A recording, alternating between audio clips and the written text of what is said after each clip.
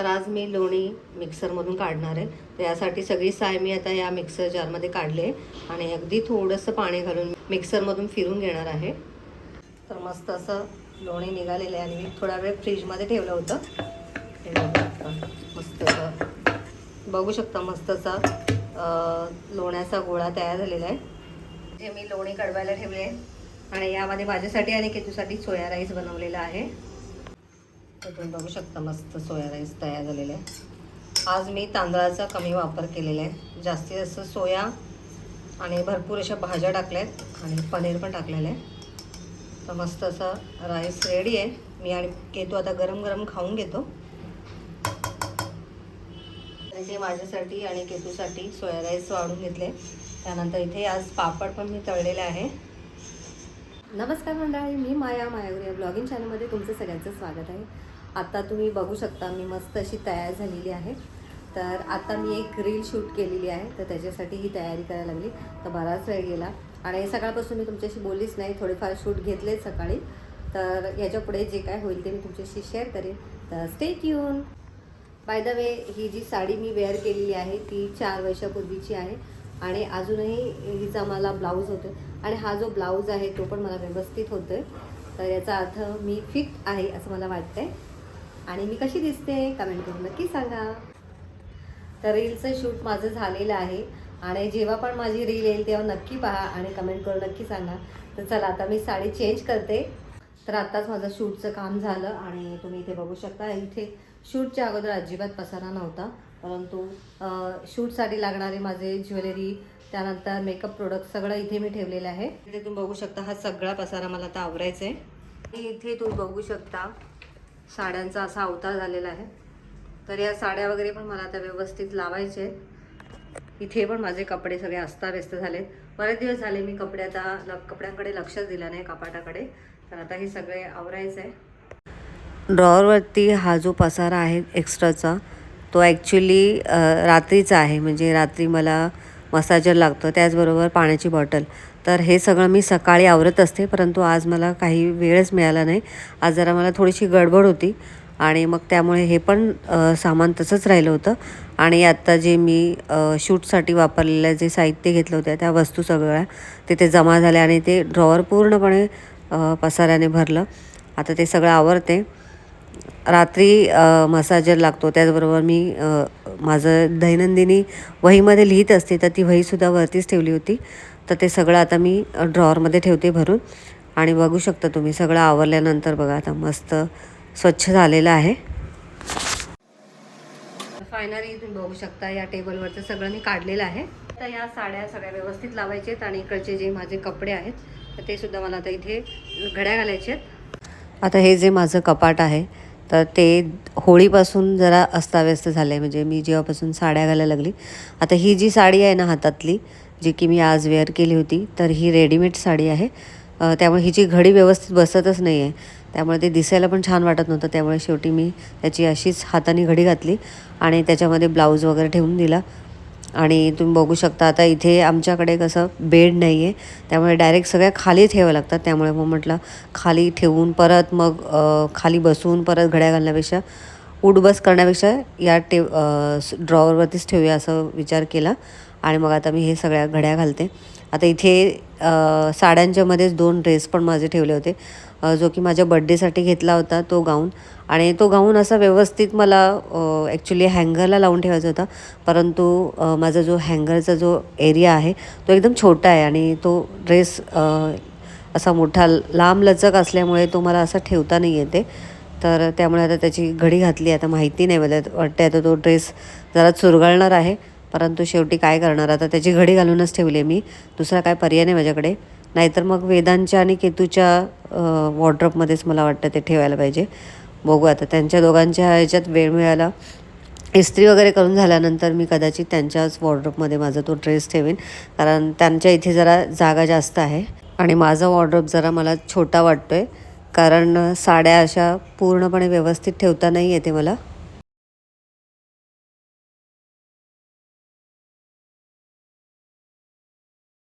तर फायनली माझं आवरून झालेलं आहे, तुम्हाला दाखवते. हे बघा, इथे तुम्ही बघू शकता, इथे माझ्या साड्या आहेत आणि खाली इथे मी ड्रेस ठेवलेले आहेत माझे. तर एकदम प्रॉपर नाही केलं आहे, बऱ्यापैकी केलेलं आहे आणि छान आवरलं गेलेलं आहे. तर आता मी कपाट बंद करते आणि आता वाजले 6:15. तर बघूया आपण बाहेर सूर्यास्त झाला आहे की नाही. तर अजून सूर्यास्त नाही झालेलं आहे. तर तुम्ही बघू शकता आता थोड्या वेळात सूर्यास्त होईल. मस्त असं सूर्यनारायणाचं दर्शन झालेलं आहे आपल्याला.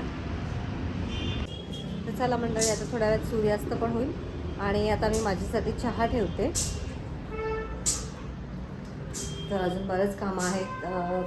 किचनमध्ये थोडीशी भांडी पण पडली, तर ती पण मला घासायची आहेत. तर चला, तर आता इथे माझा चहा रेडी झालेला आहे.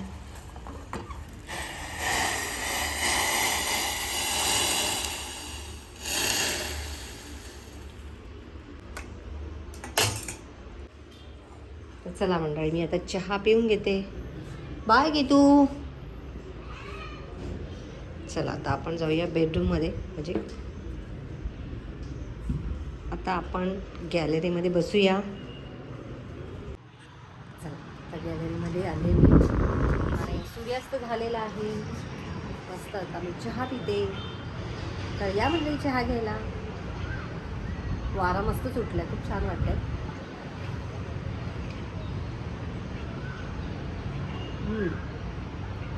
चहामध्ये काळी मिरीची पूड टाकलेली, मस्त लागते. जरा थोडंसं तिखट लागतंय, मस्त काढ्यासारखं लागते चहा.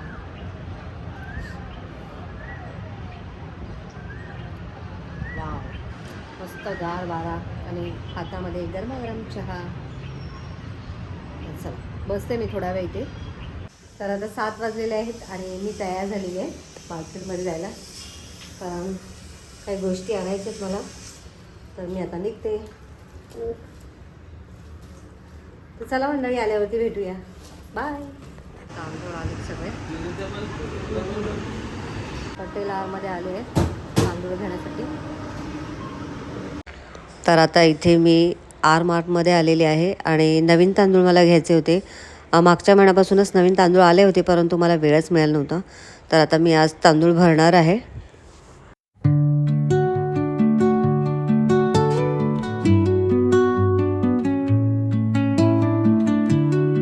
फायनली मंडळी घरी आले.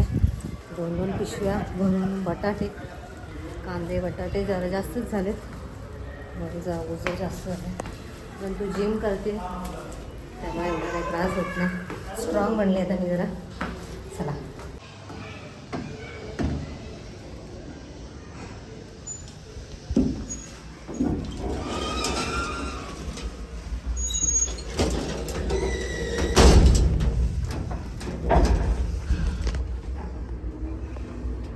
तर फायनली घरी आलेली आहे आणि काय काय घेऊन आले तुम्हाला दाखवते. तर इथे मी द्राक्ष घेऊन आलेली आहे. त्यानंतर कदाचित मी उद्या पावभाजी बनवणार आहे. एक मिनिट हां.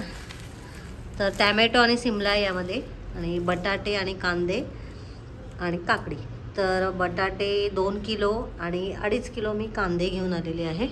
तर जरा जास्त ओझं झालं होतं मला, परंतु जिम केल्याचा फायदा आहे की जास्त वजन वाटत नाही. जिममध्ये मी 7.5 किलो वजन उचलू शकते. म्हणजे हे काय एवढे जास्त नाही आहे, परंतु डम्बेल्समध्ये आणि आपण जे भाजीपाला वगैरे किंवा कांदे बटाटे उचलतो यामध्ये फरक असतो. उचलायला आपल्याला ती क्वांटिटी जमत नाही. तर चला आता मला स्वयंपाक करायचा आहे. आमच्या तिघांसाठी आता मी थालीपीठ लावणार आहे. महेश पण आत्ता आले, ते मी त्याच्यासाठी चहा ठेवला आहे.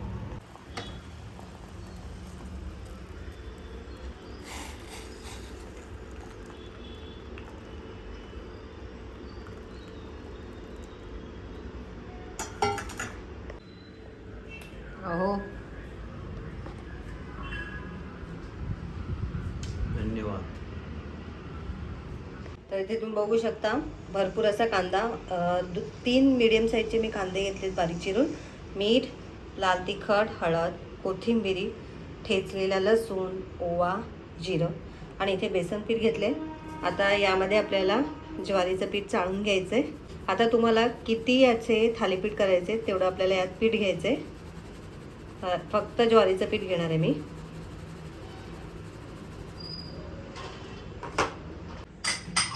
यामध्ये आपल्याला थोडंसं हिंग टाकायचं आहे. तर अशा पद्धतीने डो तयार झालेला आहे आपला. तर आता मी याचे थालीपीठ करून घेते.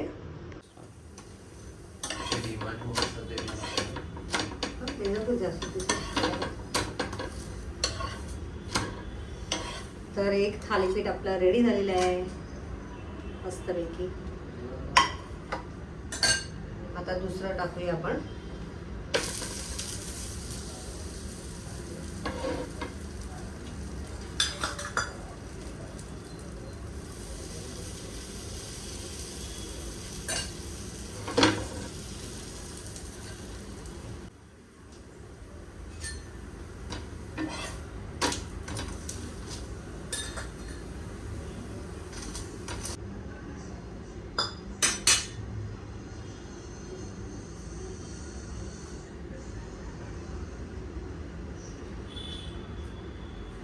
हे बघा असं लावलंय,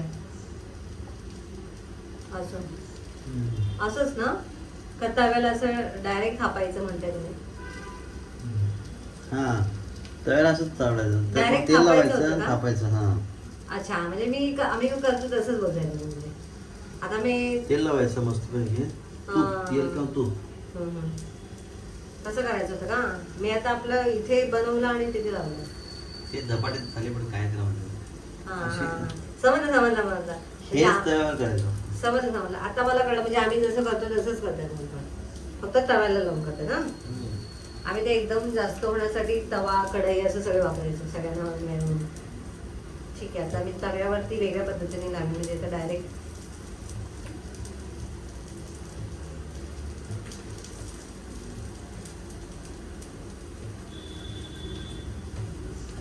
ऍक्च्युली डायरेक्ट तव्याला लावायचं होतं, तर मी हा ठेवते बाजूला. आपण डायरेक्ट तव्याला लावूया.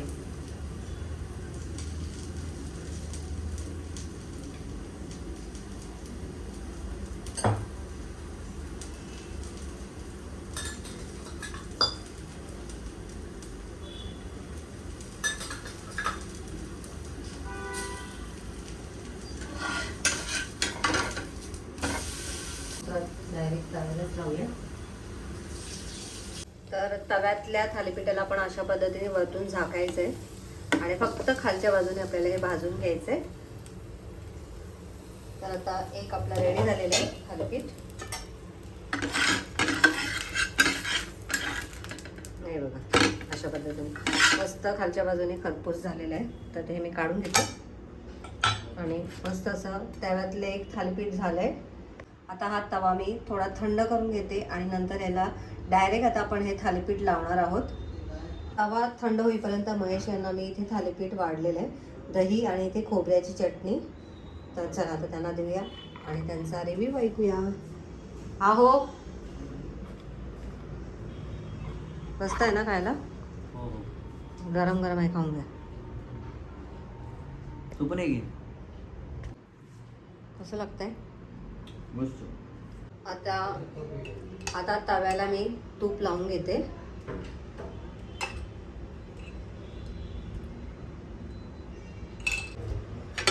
हे सगळीकडे स्प्रेड करून घेऊया. आणि आता ह्याच्यामध्ये आपल्याला डायरेक्ट गोळा घ्यायचा आहे आणि हा तव्याला डायरेक्ट लावायचा आपल्याला पाणी लावून.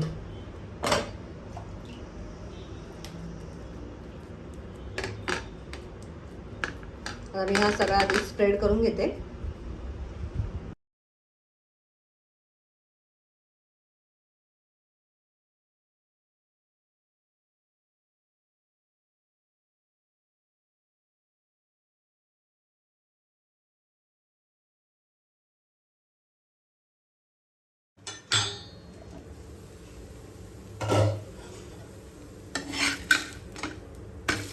मस्त खरपूस खालच्या बाजूने भाजले गेले. तर मस्त असं हे तव्यातलं एक थालीपीठ झालंय. आता केतू खाणार आहे. खा पिऊ गरम गरम मस्तपैकी. चला आता दुसरं पण तव्याला लावून घेते मी. आधी पहिले तूप लावते. गॅस बंद करते.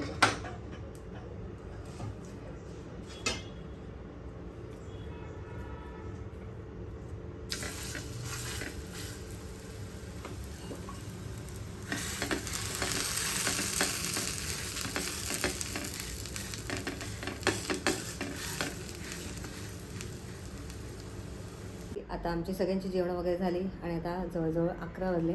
आज खूप लेट जेवण झालं आमचं, कारण मी बाहेर गेली होती. आणि आता मी व्हिडिओचं पण इथेच एंड करते. आजचा व्हिडिओ तुम्हाला कसा वाटला कमेंट करून नक्की सांगा. व्हिडिओ आवडला असेल तर व्हिडिओला लाईक करा, शेअर करा, चॅनलला नवीन असाल तर सबस्क्राईब करा. भेटूया नेक्स्ट व्हिडिओमध्ये. तोपर्यंत बाय बाय.